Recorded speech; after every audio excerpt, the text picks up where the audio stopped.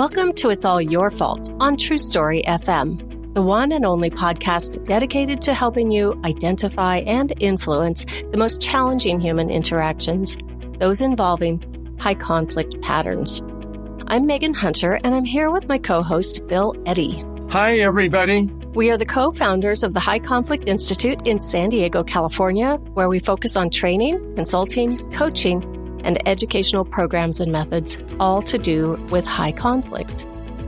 Now, in today's episode, we continue our Bring It to Life series, but this time the focus will be on the impact of a high conflict person on workplace culture.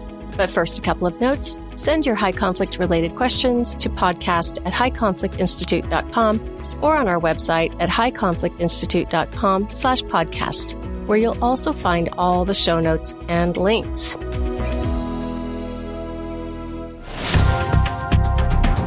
All right, here we are again, Bill, and apologies today for my voice will be a little different because I have a pretty healthy cold or unhealthy cold.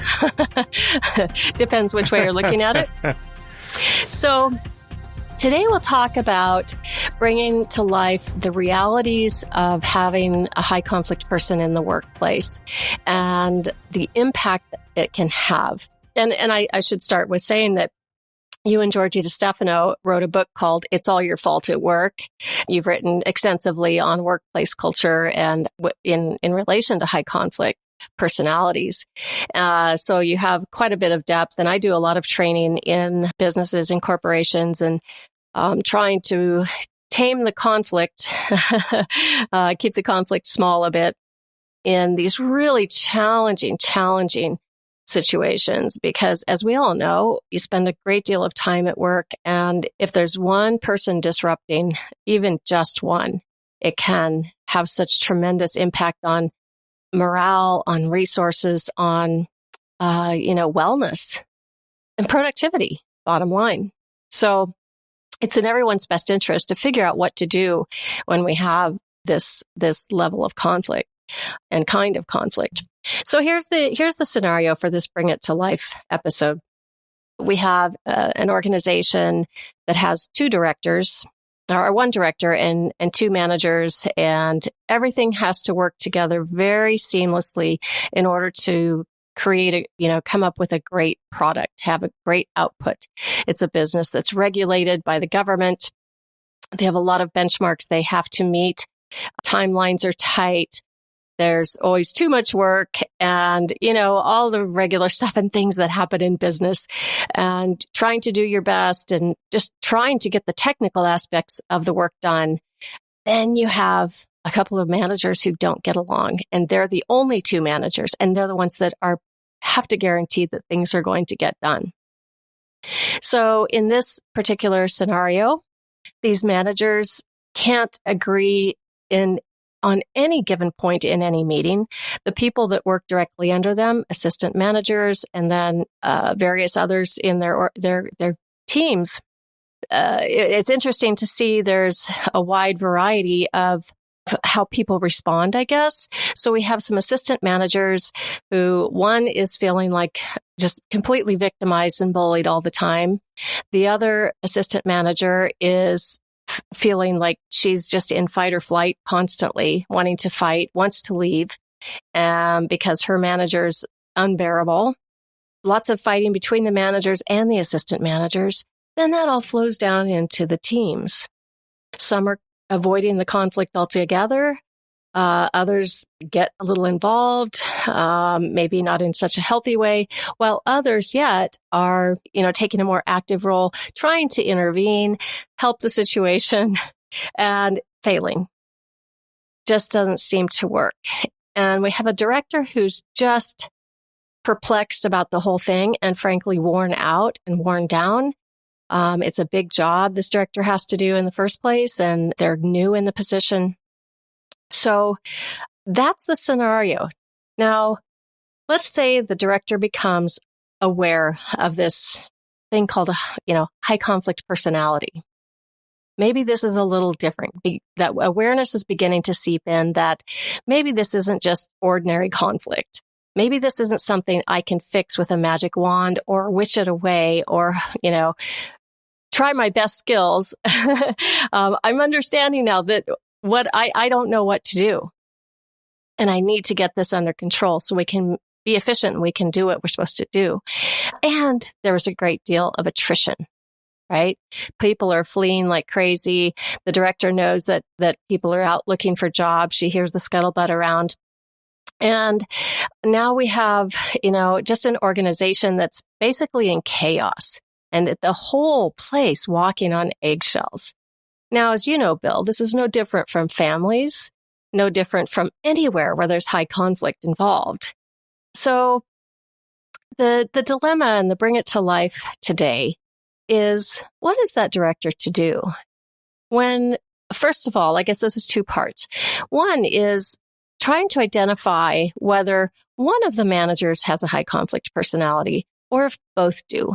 Or does one have a high conflict personality and the other one is just reacting because they're worn out? And then part two, this is truly the crux of the matter. Do you keep someone who is exhibiting these patterns of high conflict behavior over and over, disrupting? It's just known, right? Is it more beneficial to keep them or to let them go?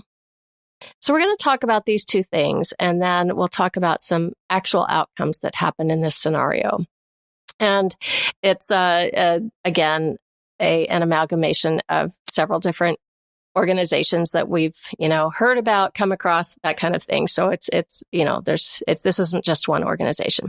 Okay. So Bill, let's talk about first the one or both people. Are both managers, right?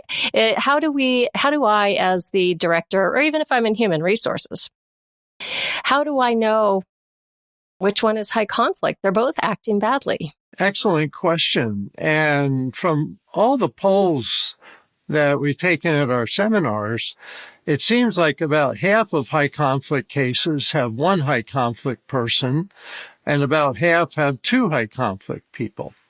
What we're facing is really looking at each person's behavior, pattern of behavior. So generally, we've been defining high conflict behavior as preoccupation with blaming others and not taking responsibility, a lot of all or nothing thinking, unmanaged emotions, which may or may not be obvious because the emotions may be what's driving the person, even if they look reasonable on the surface. And the fourth characteristic is extreme behavior. They may do things 90% of other people wouldn't do in terms of spreading rumors, in terms of stealing workplace equipment, in terms of harassment of employees, or even harassment of supervisors, because a high conflict person can be anywhere in an organization and throw things off. So with that, I'd like to add the bullying aspect, which is that they want to dominate or even destroy another person, their reputation, their career, or whatever. So you look at one person's behavior, look at the others, but you can't rely on each other's reporting of the other person's behavior because they often may be projecting their own behavior onto the other person, saying the other person's lying, the other person's disruptive, no one likes the other person, when in fact the person that's speaking is the one that does fit. I think you have to look at each, and I think it's so important in the workplace to look at each. I'm aware of places that two people got into a conflict, so they just fired both of them, when in fact only one person was really acting in a high conflict pattern of behavior. So it is worthwhile figuring that out, and then of course figuring out what your choices are, what limits to set, what consequences to impose. Even if you have someone who is behaving badly and they seems to have some extreme behaviors, there are others who may not be exhibiting extreme behaviors, right? But they can be more subtle about it. But eventually, would you agree that you're going to see something extreme when you really put, put the screws to it, so to speak? Well, if you tolerate bad behavior, other people start to mirror that bad behavior, and it starts to be contagious. So you run into where a high conflict person splits a work group by saying half the work group's wonderful and half the work group's terrible.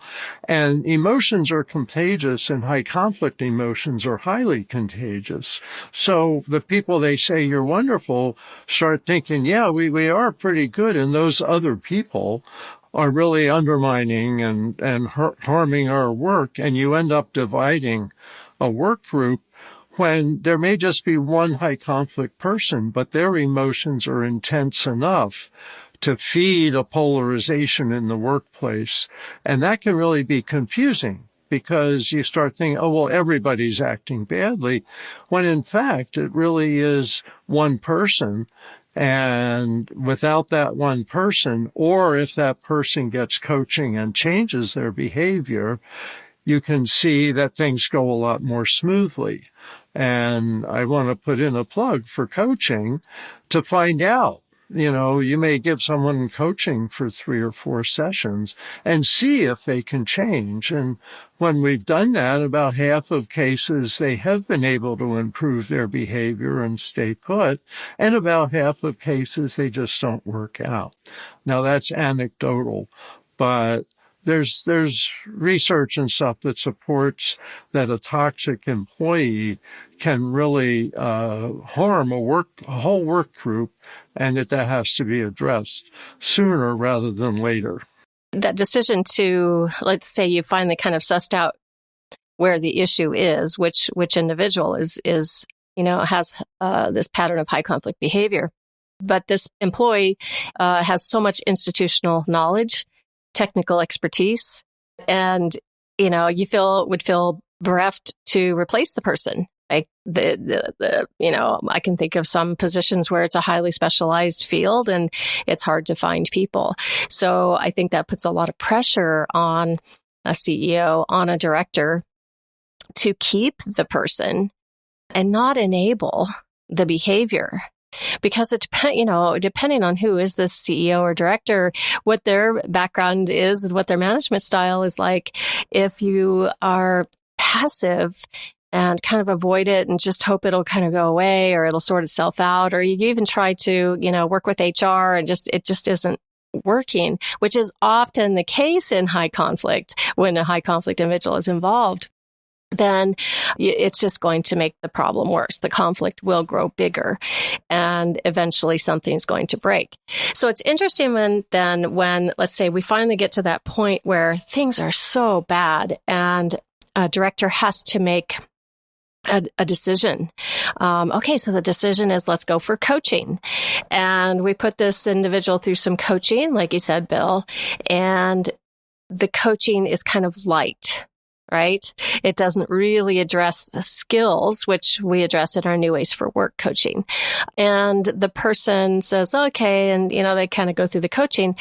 And then when you say, okay, now we're going to go to a next level of coaching and it's going to be more intensive, what we often see is that perhaps it's half the people, anecdotally, would quit and half may stay and go through the coaching and experience some level of change. Would you agree? Yes, very much. And I think it's that change. What people don't realize is the lack of change for high conflict people. And many high conflict people have personality disorders, and a definition of personality starts out with an enduring pattern of behavior. And so change is something they're really resistant to. Emotionally, they'll fight you if you want them to change, or they'll fight or flee. Most people want to improve themselves.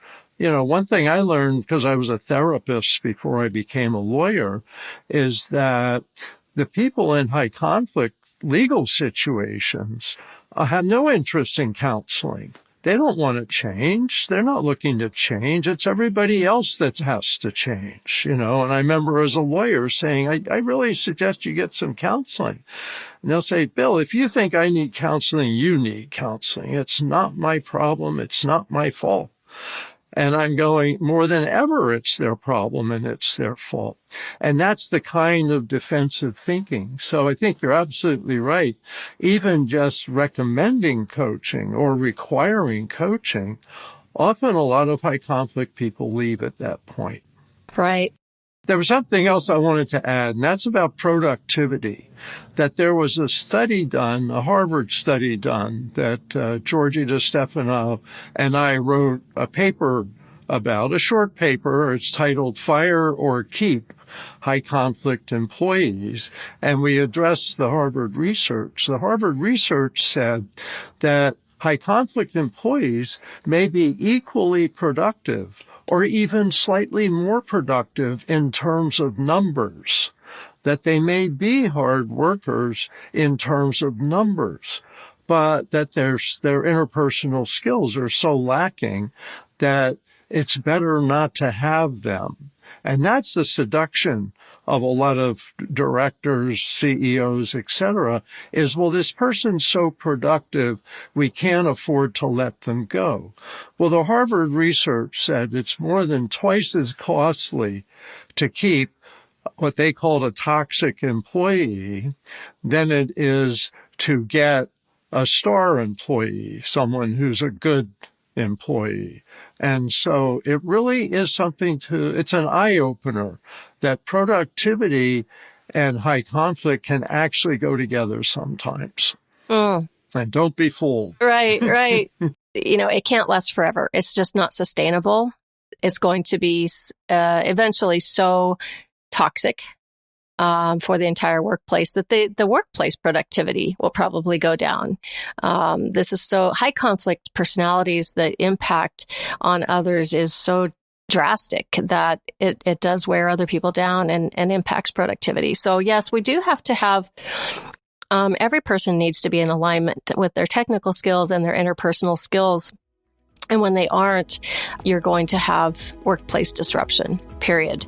And when it's a high conflict person, you're probably going to have a lot of attrition and loss of productivity. And now we're going to take a short break and we'll be right back.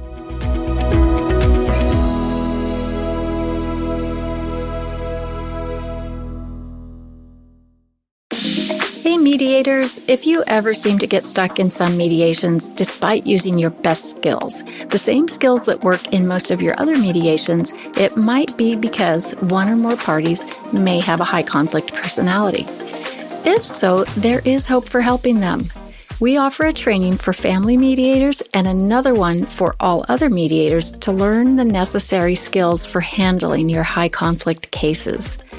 Bill Eddy's settlement rates increased from around 75% in high conflict cases to above 90% using the New Ways for Mediation model he created.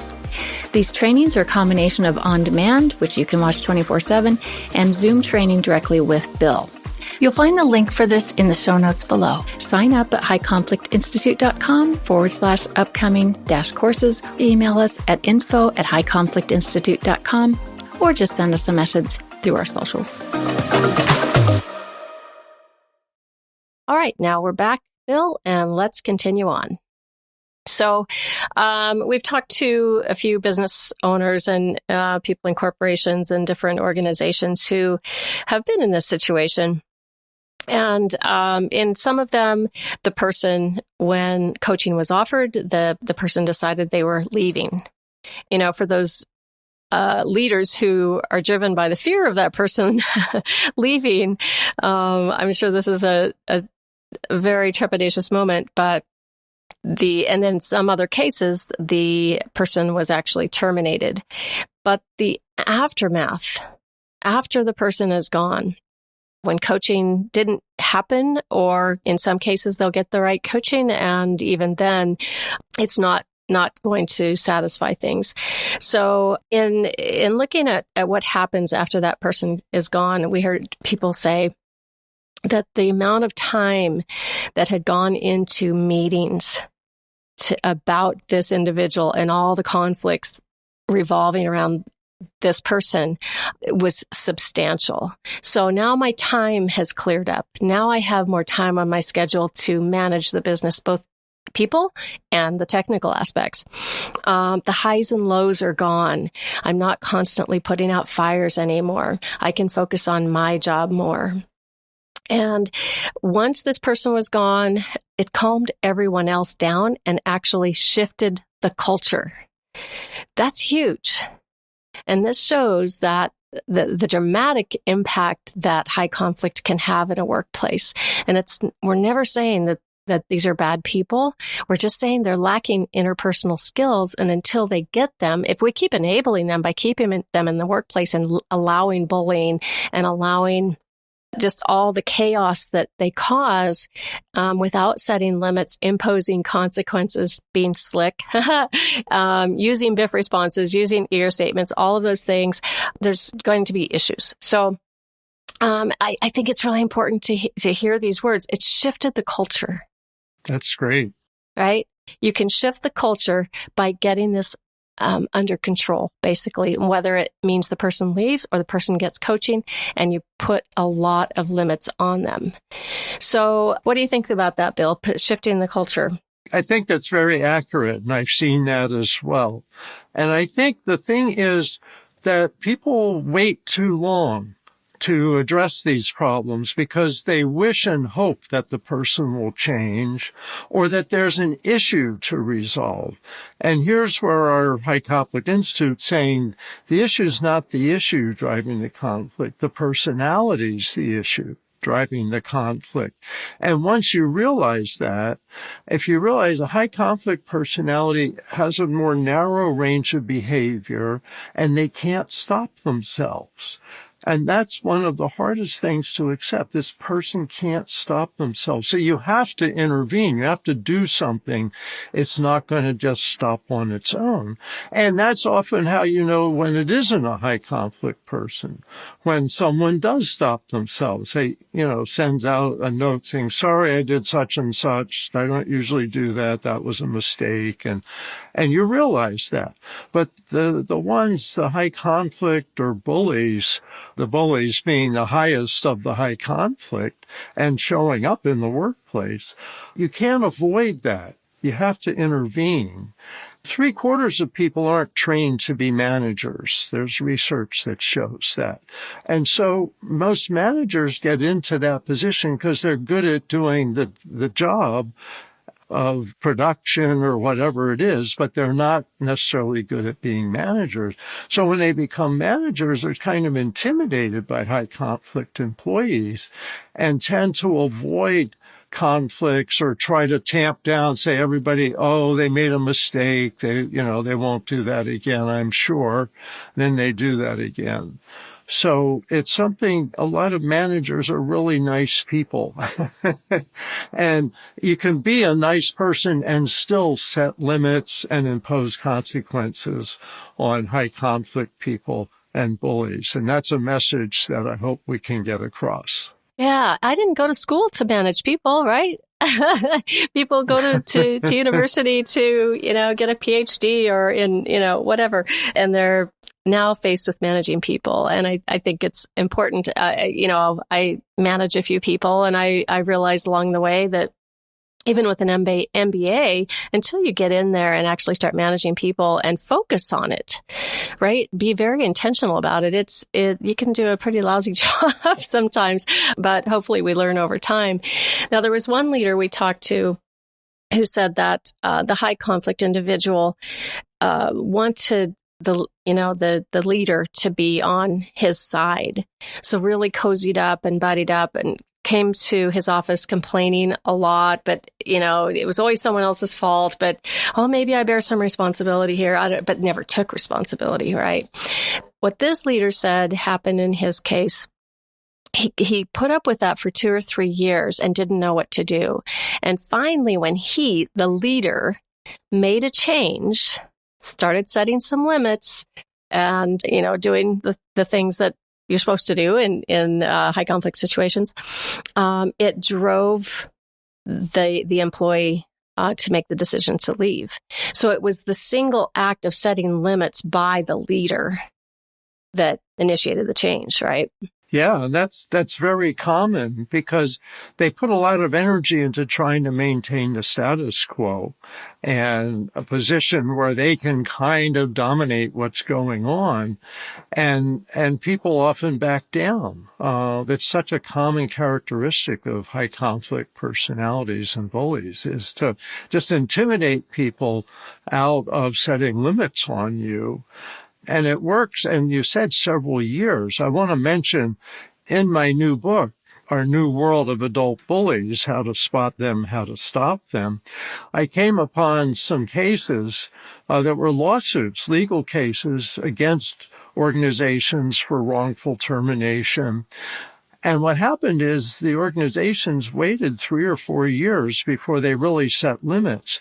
And in 2 cases, they both made requirements, detailed requirements of what the person had to do to change to be able to keep their job. They didn't fire them. They just said, you have to do these things. And the person, rather than doing those things, turned around and sued in both of these cases. And it's like, they are not going to change.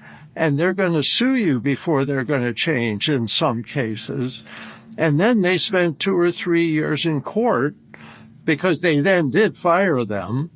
And then in court, and of course the organizations prevailed because they had done all the right things. They had just taken too long to do all the right things so that the person felt justified in attacking the organization.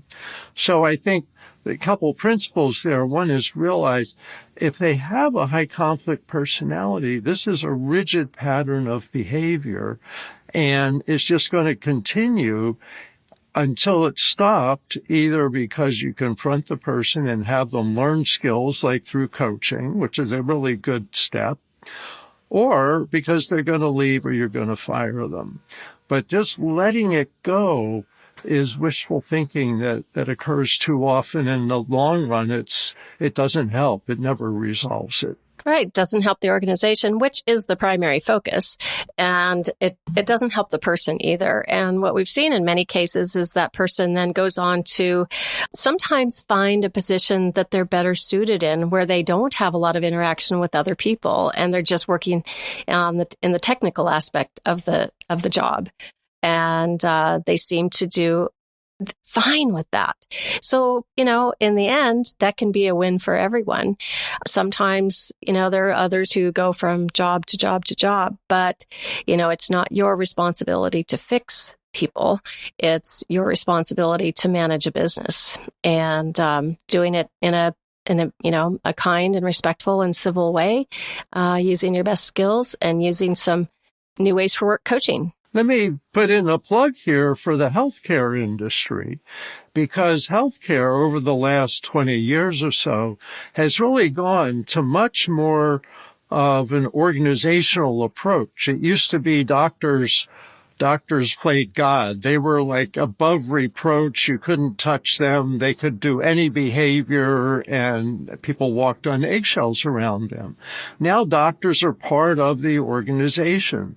They get regular feedback and doctors get coaching and doctors succeed and get better with the coaching, and it's now part of the culture to have constant feedback. So I have membership with Kaiser Permanente Healthcare, and almost every time I see a doctor or physician's assistant or nurse practitioner or nurse or pharmacist, you get a survey. Maybe about every 5th time I have that, and I've had that for like 20 years, they get a survey. And doctors are not immune from that. You get to say they did well at this, they did bad at that. And it's so constant feedback that it's not a big deal when there's something to correct and work on. It's like become part of the culture. And I think that this is an area of a lot of success. But coaching physicians has become now something that's common. It's okay. It doesn't mean the end of the world. And so the culture of a lot of healthcare organizations has really changed to be much more teamwork and, frankly, much healthier and more successful. So I think we should make sure to include success stories with this. 100%. And some of that success can come from the coaching program that you and Georgie DiStefano created called New Ways for Work Coaching, which we do provide training. We'll put those links in show notes, along with the link to your new book coming out in June 2024, Our New World of Adult Bullies. And we do have a Bullies in the Workplace free webinar coming up May 10th. So we'll put that link in the show notes as well.